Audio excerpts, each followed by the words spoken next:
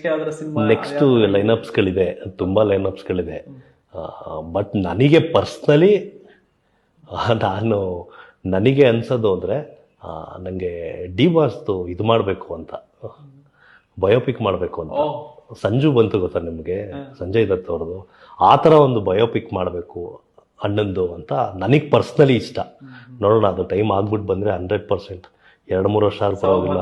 Body transformation ಯಾವ ಸಿನಿಮಾನು ಮಾಡದೆ 2-3 ವರ್ಷ ಒಂದೇ ಸಿನಿಮಾ ಮಾಡ್ತೀನಿ ಬೇಕು. ಅದೇ ಮತ್ತೆ ಮೆಜೆಸ್ಟಿಕ್ ಇಂದ ಹಿಡಿದು ಪ್ರಾಪರ್ ಸಂಜು ಪಿಕ್ಚರ್ ತರ ಆ ತರ ಒಂದು ಮಾಡಬೇಕು ಅಂತ ಡ್ರೀಮ್ ರೋಲ್ ಅಂತಾರೆ ಗೊತ್ತಾ, ಆ ತರ ಒಂದಿದೆ. ಅಂದ್ರೆ ಈಗ ಹಿಸ್ಟಾರಿಕಲ್ ಮಾಡಿದೀನಿ, ಎಲ್ಲ ಮಾಡಿದೀನಿ ನಾನು. ಇನ್ನು ಆಸೆ ಇಲ್ಲ ಬೇರೆದು. ಈಗ ಏನ್ ಕೊಡ್ತಾರೋ ಅದನ್ನ 100%. ಈಗ ರೆಸ್ಲರ್ ಕ್ಯಾರೆಕ್ಟರ್ ಕೊಟ್ಟರು 100% ಮಾಡ್ತೀನಿ, ಯಾವ್ದು ಕೊಟ್ಟರು 100% ಮಾಡ್ತೀನಿ. ನನಗೆ ಒಂದು ಪರ್ಸನಲಿ ಆಸೆ ಅದೊಂದಿದೆ, ಅದನ್ನ ನೋಡೋಣ ಯಾವಾಗ ಆಗತ್ತೆ ಅಂತ. Super and all the best.